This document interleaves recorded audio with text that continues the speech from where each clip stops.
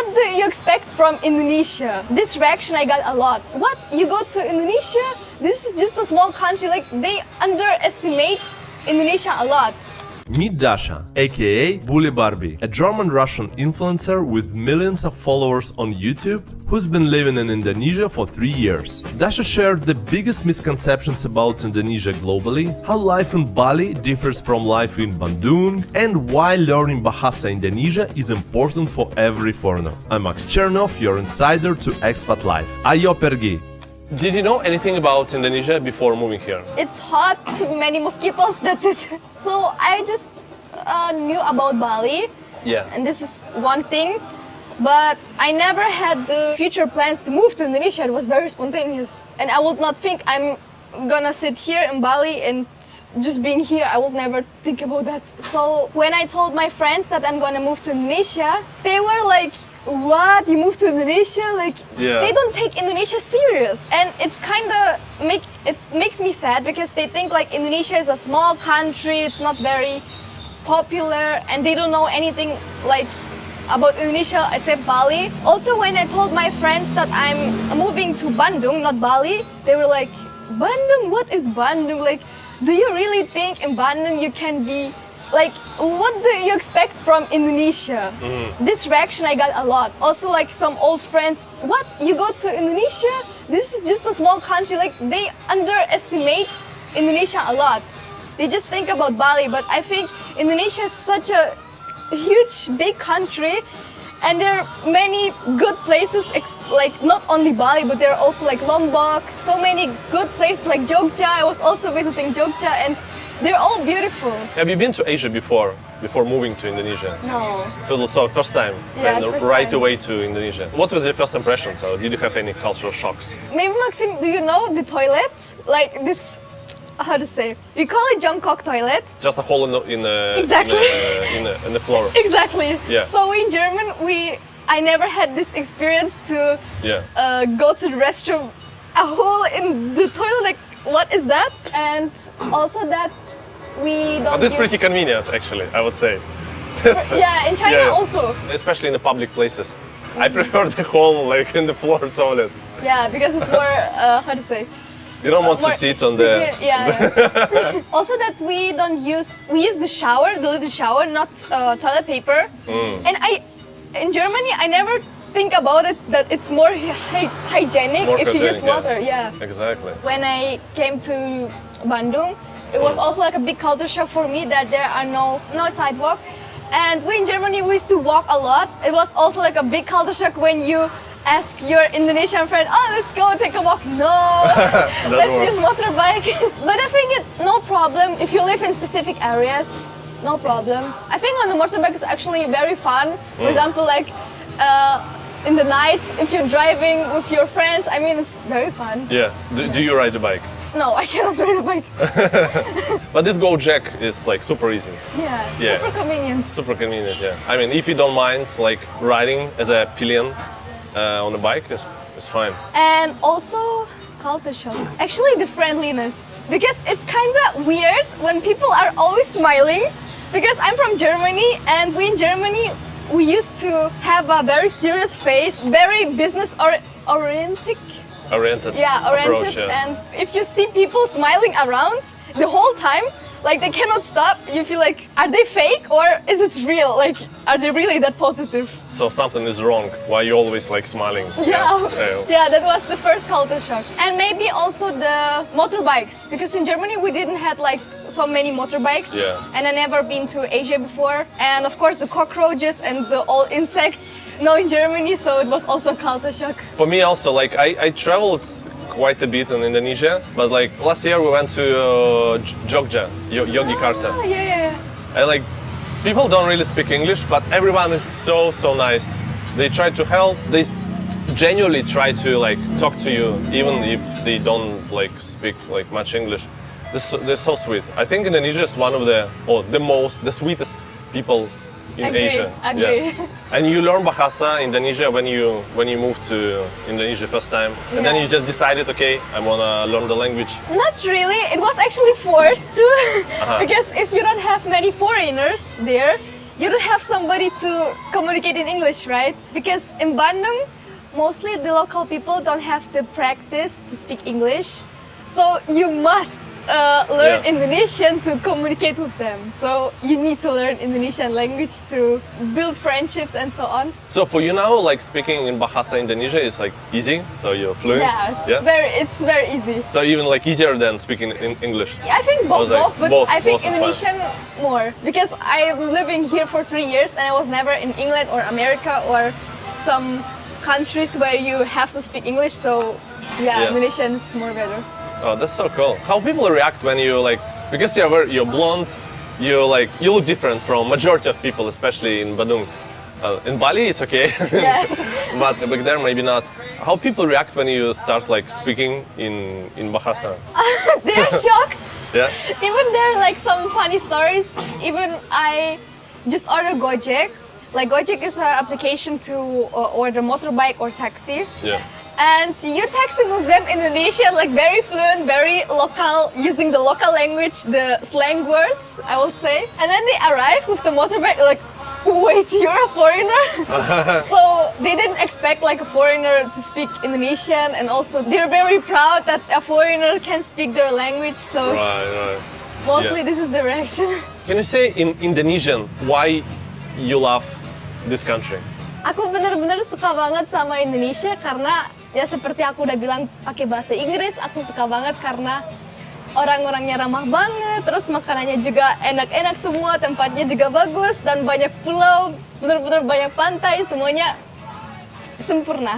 When you learn the Indonesian language and you also learn the bad words, I think Indonesian people find it so funny. For example, like anjing. Yeah. It means actually dog. But it's a bad word in Indonesian. So if you say like, anjing, Indonesian people will laugh because it's a bad word. Now you're a celebrity, so they probably treat you differently. But let's say if someone doesn't know that you have social media following, European girl, but you speak Indonesian, you think they treat you like in different way versus how they would treat like their local friends? Yeah, I think of course, maybe not in Bali, but in other cities like Jakarta or anywhere else. Even before, when I just moved to Bandung, because I didn't move to Bali, right? I moved to Bandung and I was not famous at all, but still people treat you very nicely. Even you cannot speak Indonesian, you speak with them English, but they treat you very nice, very welcome, with hospitality. And even some people on the street asking you for pictures. I think even you cannot speak Indonesian, but the fact that you are in some small cities in Indonesia, for example, like Garut or Semarang, they treat you just different. Do you know any stereotypes about foreigners from Indonesians? Like what normally Indonesians think about foreigners? There is a special word, for foreigners here. Bule. Bule. Yeah. I think the first stereotype is that foreigners don't go shower. Foreigners don't go shower? Wow, okay. So interesting. Because most Indonesian people, they go shower like 5 times in a day. Oh, okay. So when they see a foreigner, they think that their armpits are stinky. This is the first stereotype. And the second stereotype is that all white people are rich. But I think it's a common thing. But yeah, we have to say the truth, not all white people are rich, even if they come to Indonesia. And like bule, it has a positive connotation or negative, or it's neutral, like the word itself? I think it just means like foreigner, white foreigners. Yeah, just white foreigner. Yeah, just white foreigner. I think people from other Asian countries, they will not call bule, but just European white people, bule. Yeah. What's the biggest difference for you, like the life here in Bali versus Bandung? To be honest, of course the expenses are different. In Bali, it's double expensive than Bandung, of course. Also in Bandung, it's much more colder, so if you like to go outside and you don't want to get sunburned, I think Bandung is a very good place. Also, I would say that in Bandung, I would not recommend to wear open clothes because mostly people are there like religious, very religious, so I would not recommend like tank top with shorts. I would just not recommend. This would be appropriate? Oh, this would be still okay. This is fine, yeah. Yeah, this was okay, but I mean like very... Not like, the top, like a lot of girls in Bali, just top and that's it, Bikini and shorts. Yeah. Yeah, people will accept, but it's not very polite, I would say. Yeah. Also, I think in Bandung, people are more nicer to foreigners, kinda, Okay. maybe, because in Bandung, there are not many foreigners, right? Yeah. And we know in Bali, there are a lot of foreigners also that making a lot of trouble in Bali. Correct. So the local people are also kind of annoyed from the foreigners that making so much trouble in Bali. So just because there are not many foreigners in Bandung and they don't make much trouble, so they're treating foreigners a bit nicer. Did you feel safe in Bandung, like as a young girl? Is it like normally safe, you think? Very safe. Yeah. To be honest, not like in Bali. To be honest, in Bandung it's so safe. Literally, I could go out alone. People are just so respectful, and it's kind of different like in Bali. In Bali, it's many clubs and many people who taking drugs or drinking alcohol. In Bandung, nothing like that. So Yeah. clubs are also not very popular in Bandung. So me as a girl, me as a woman in Bandung, I feel so safe. Here in Bali, I have to have my mom or my sister, somebody who accompany me like Yeah. anywhere. So you mentioned that your outfit should like fit the norm of society. What else you're not supposed to do, like Indonesia as a foreigner? What you don't want to do?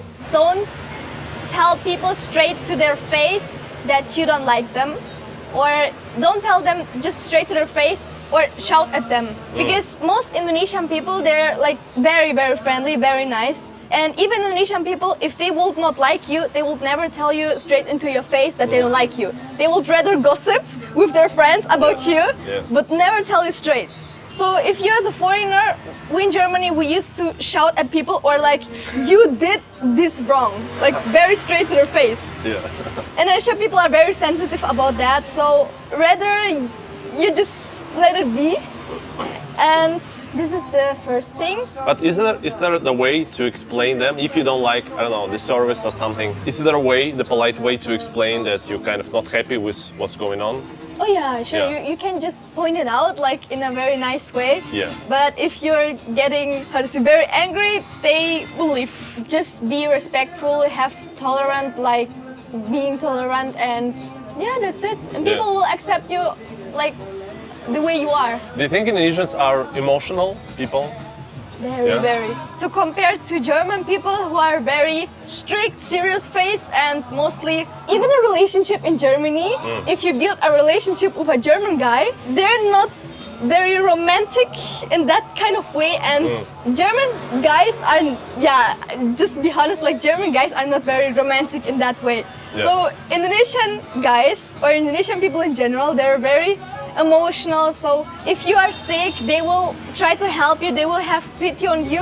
In Germany, if you're sick, okay, but you didn't come to work, I will fire you. Does it work like, let's say, relationships between the local Indonesian guy and a foreign girl? I think yes, of course. Yeah? I think so, because especially German, I don't know about Russian, but I think also Russian, because Russian people have also like this tradition that the woman is at home and is raising the kids and the man goes to work. I think in Russia, yes, but in Germany, it's different. German guys likes to have an independent woman which is working, which is not really raising the kids. So the relationship between the kid and the mom is not very close. As in Indonesia, I have to say that Indonesian mom and their child have a very good relationship. In Germany, it's not very common. And also like in German guys, they love to have a woman, as I said, independent and is working, hardworking, and is on their own. And the German girls, they say, for example, that they don't want flowers or they don't want this kind of relationship. But in the end of the day, if there's an Indonesian guy who is treating them like very traditional, the German woman will fall in love with the Indonesian. Because deep inside, all women, even German women who are very independent, who are very hardworking, they want to have a man who is loving, caring, and goes to work. So you started your social media career here in Indonesia. Yeah. At first, I didn't create content. I was a freelance model. I was very young at that time, and how to say, my mom forced me to make my Instagram account because my Instagram account was private, and I felt like so insecure and so many. I had many insecurities, and my mom told me I should make like a hashtag model on my picture. And I was just like, no, my high school friends, they will tell me, no, she's so arrogant, what else? And I just did it. I just listened to my mom and I just did it, and I got my first booking in Indonesia, in Bandung, and I shoot like as a model. And then people started to book me like as a model, as a freelance model. But I didn't make content because I couldn't speak Indonesian. And also for modeling, you don't have to talk, right? So I didn't learn Indonesian at first at all. So I was just like posing, that's it. But after the time, they were like many friends, they say like, yeah, just start to make TikTok. I think it will be very cool. And I was just like, okay, I will start. And I started to make content like for 3 months. And I didn't get many subscribers, but after the time I was making interview outside, I was just asking people, yeah, what do you think about foreigners, or what do you think about marriage with foreigners people? And it was my first video that goes viral, got hype. You probably recognize them on the street like every day. Yeah. If they come to say hi, they want selfie or they want just to say hi, how people react when they see you? They will say either Bule Barbie or Bule Bonteng. Basically, Bule Barbie, it's a name like Bule, foreigner, and Barbie is like, yeah. And why I have this name, it was not my idea actually, this Bule Barbie. But the kids in Bandung, especially like small kids, because there are no foreigners, they were just like, Bule Barbie, you look like a Barbie. And I was just like, Bule Barbie, maybe it's a good name. It makes sense, yeah. Okay, because you know a lot about content creation, what would be your advice for someone who wants to become like popular, famous like you? First, depends on where you want to be famous and like in what sphere do you want to be famous. Like you need to know what kind of audience you need to reach. So either you want to reach like children, or you want to have people who are interested in education, or you want to have Gen Z as your audience. So you need to choose what is your audience at first, because my mistake was that I didn't know Indonesian humor at first, and I didn't know what Indonesian people mostly like. So I didn't know my audience. So I was creating 4 months content without even knowing my audience and try to understand what my audience likes. Even consistency will not help. You need to know what is your audience, what kind of audience you want to reach. This is like the first advice and one of the most important. Hey guys, just a quick announcement. Don't skip. I'll be running a 3-day workshop called Fast Track to Views and Profits on YouTube. If you ever wanted to start your own channel, this is the best way to do it. You will learn how to choose the most profitable niche and how to beat the YouTube algorithm. You're gonna love it, I promise. Link in description, so sign up if it's for you. And now back to the video. How would you compare life overall in Europe, in Germany, versus life in Indonesia? Let's say in terms of lifestyle, it's probably pretty different. I think in Germany it's very boring, I would say.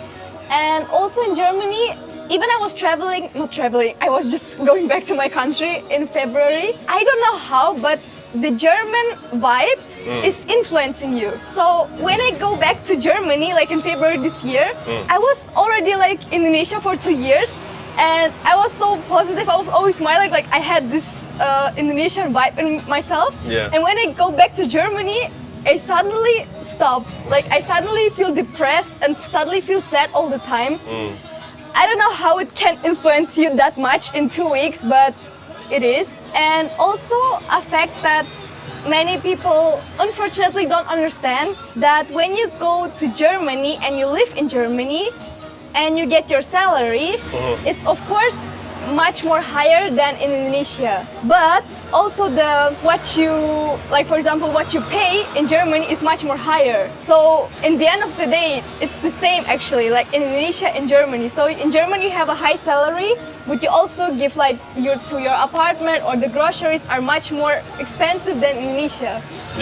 So let's say in Germany we have a cafe for 10 euro, let's say. And it's like for basic salary is like 1,500 euro. So you give one of your 150 to your coffee shop. Here in Indonesia you can buy a coffee for 2,000, even your salary is 3 million.